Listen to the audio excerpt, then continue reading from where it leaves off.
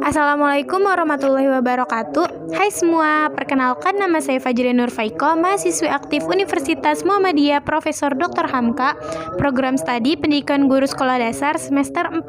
Di sini saya akan menampilkan hasil wawancara saya dengan Kepala Sekolah SD Cilangkap 1 untuk memenuhi tugas mata kuliah PLP1. Di mana tujuan PLP1 ini adalah untuk menambah wawasan saya terhadap lingkungan sekolah dasar. Berikut ini adalah identitas dari SDN Cilangkap 1.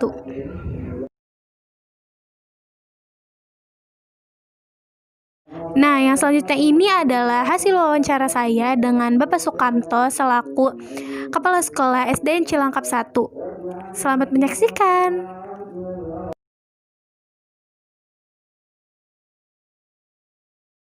Usia itu diambil dari umur yang paling tua atau yang paling senior, itu maksimal adalah 8 tahun.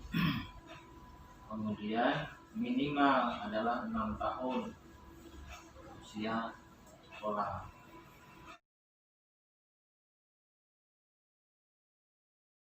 Nah, untuk peserta didik yang masuk ke Cilangkap 1 sekolah ini adalah pertama adalah yang terdekat dulu, diutamakan yang terdekat dengan sekolah. Baru setelah itu ada di luar lingkungan sekolah, bahkan ada yang di luar kabupaten kota, ada yang luar dari kota Depok, ada yang dari Cibinong, ada dari wilayah lain. Nah, ini porsinya lebih kecil, sekitar 3% masuk ke sini. Untuk seluruh organisasi di sekolah diawali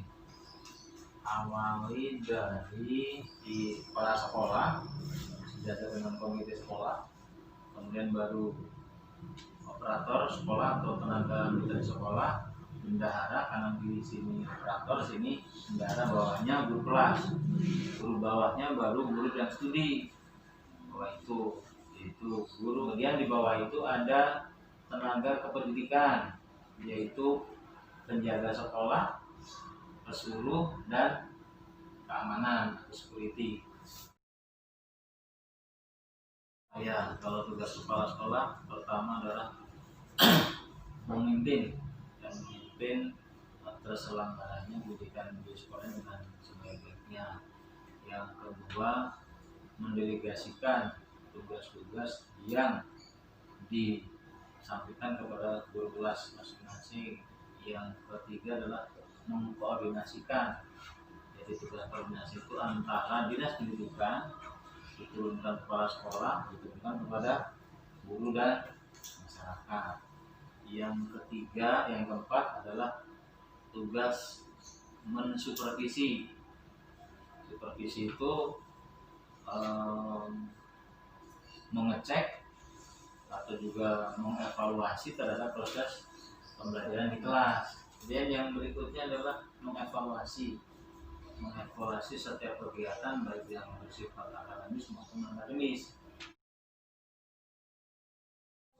Peraturan yang ada di sekolah itu selalu dievaluasi atau tidak sih, atau turun-temurun aja? Oh iya, jadi kalau di sekolah ini ada namanya program tahunan. Apa isinya? Di antara tentang mengevaluasi setiap kegiatan yang berkenaan dengan jalan proses pembelajaran. Nah, ada dua peraturan bagi siswa dan peraturan bagi pendidik. Nah, peraturan bagi siswa itu selalu disesuaikan dengan situasi kondisi tahun berjalan. Kemudian bagi guru, kan apalagi yang memiliki keterbatasan dalam menempuh rumah dan seterusnya, maka di sekolah ini jam 7:04 sudah sampai di sekolah. Peraturan itu akan dikaji setiap tahun dan akan selalu diperbaharui. Sanksi untuk yang melanggar peraturan itu apa? Nah, kalau terlambat atau tidak memenuhi kehadiran, jadi 1 tahun itu memiliki maksimal kadar 95% itu untuk naik kelas. Ketika kurang dari itu maka ada pertama adalah peringatan, jadi lisan tertulis peringatan 1-2, peringatan ketiganya langsung dikeluarkan dari sekolah. Kalau guru yang melanggar ada kode etik namanya, ada kode etik guru.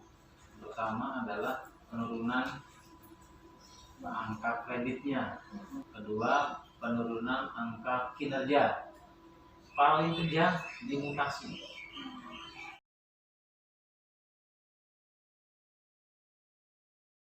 Sebelum ada COVID itu kenaikan bendera itu pada hari Senin. Ya, hari Senin dilakukan penaikan bendera serentak dengan kegiatan upacara. Upacara dilakukan sebelum pembelajaran, yaitu pukul 7:45 sampai dengan 7:45 itu diadakan upacara bendera. Tugasnya dari mana? Dari kelas 456 yang anak-anak yang sudah latihan. Itu ada kegiatan dari resik sebelum upacara berlangsung. Kalau di sekolah ini minimal 3 kali dalam seminggu, minimal ya, minimal. Apalagi kalau sifatnya urgent itu bisa hari ini bisa 2 kali. Kemudian ada evaluasi itu di setiap akhir pekan. Briefing itu pertama adalah informasi terkini yang berasal dari dinas pendidikan. Kedua adalah mengenai proses pembelajaran. Kemudian ada diskusi. Rapat dengan orang tua murid rutin dilaksanakan, terutama di waktu awal tahun. Awal tahun disosialisasikan tentang program sekolah yang akan berjalan setahun ke depan. Yang kedua itu di pertengahan semester. Nah, di pertengahan semester itu biasanya sudah proses pembelajaran. Jadi dalam pertengahan semester itu apa sih yang menjadi kekurangan anak, khususnya di akhir semester, pembagian rapot. Itu juga ada pertemuan orang tua. Tujuannya apa? Itu tadi supaya nanti ketika anak sudah 1 semester ini dilihat ternyata masih belum memuaskan, belum mencapai KKM, maka dikejar, masih ada waktu berapa? 1 semester lagi. Nah, di akhir tahun ada pertemuan lagi, yaitu untuk penentuan kenaikan kelas dan tidaknya.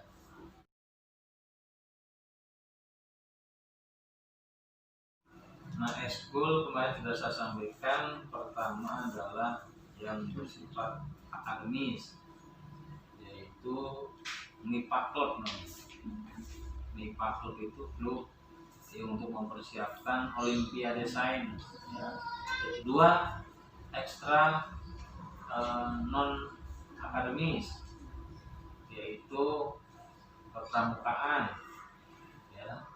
Kemudian pencak silat, ada taekwondo, ada marawis, qasidah, ada juga seni, ada juga bersifat keterampilan. Alteng kelas itu boleh dari kelas 1 sampai kelas 6, ya. Ada alteng kelas sesuai dengan puncak tema di masing-masing kelas. Jadi sebenarnya kemarin saya sampaikan bahwa alteng kelas itu boleh setahun 2 kali, semester 1 dan semester 2. Di semester 1 biasanya antara bulan September dan Oktober, itu diantaranya. Kalau kelas 1 sampai kelas 3 tidak boleh keluar dari wilayah kota. Kalau yang kelas 4, 5, 6 itu keluar biasanya. Kalau kelas 4, 5, 6 itu antara bulan Maret, April, Mei.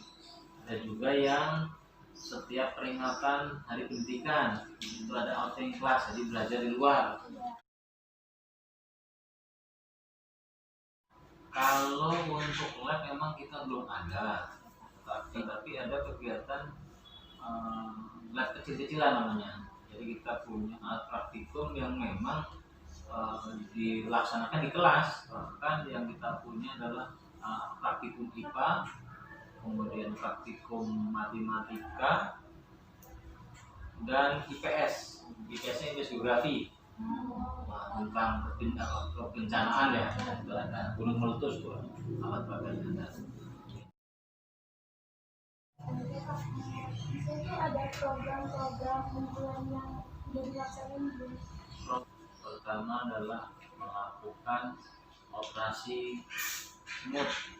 Itu dilakukan setiap seminggu 2 kali, biasanya di hari Senin sama hari Jumat. Kemudian program berikutnya adalah pengembangan bakat.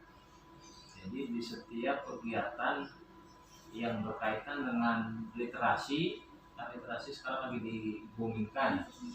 Nah itu ada anak-anak yang kan diwajibkan setiap 15 menit sebelum masuk kelas itu harus membaca, dan tidak boleh membaca buku materi, tetapi membaca buku yang bersifat pengetahuan. Di setiap Jumat ada sholat duha berjamaah, maka kita dilanjutkan kegiatan keagamaan. Selama pandemi ini kegiatan pembelajarannya itu seperti apa? Itu kita belajarnya dari rumah, mengajar dari rumah. Ya, namanya PJJ, pembelajaran jarak jauh.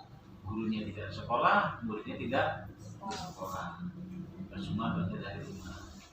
Nah, pembelajaran dari rumah itu menggunakan aplikasi. Pertama ada 3 grade. Grade A itu yang memiliki kemampuan alat komunikasi menggunakan Zoom atau konferensi meeting. Grade B itu yang hanya bisa WA saja. Itu jadi di kelas itu kan dibagi 3 tipe itu. Kemudian grade C yaitu yang tidak memiliki alat komunikasi, yaitu pembelajaran secara luring, jadi home visit dengan menggunakan bahan ajar yang di fotokopi. Nah di Cilangkap 1 itu 1, 2, 3 itu grade A dan grade B. Jadi dia menggunakan alat media HP. Nah yang ada di kelas 4, 5, 6 itu masih ada yang grade C. Jadi bulan Juli sampai dengan Desember nanti kita sudah diberikan ketentuan bahwa kita belajar dari rumah. Yang tadi dari PJJ menjadi BDR. Belajarnya siswa dari rumah, gurunya dari kantor, dari sekolah. Yang kondisi itu kan katanya masih ada ya Pak? Iya. Gimana gitu? Nah, Setiap hari atau? untuk home visit itu dilaksanakan paling banyak dalam 1 minggu itu bisa 2 kali. Tidak berlaku semua, kadang-kadang hanya kelas 1A-nya saja, kelas B-nya enggak gitu. Jadi tergantung kebutuhan. Terima kasih sudah menonton video hasil wawancara saya dengan Kepala Sekolah SDN Cilangkap 1. Dan terima kasih juga kepada Bapak Sukanto selaku Kepala Sekolah SDN Cilangkap 1 yang telah menyediakan waktunya untuk memberikan informasi mengenai lingkungan persekolahan. Mohon maaf jika ada salah-salah kata. Wassalamualaikum warahmatullahi wabarakatuh. Dadah.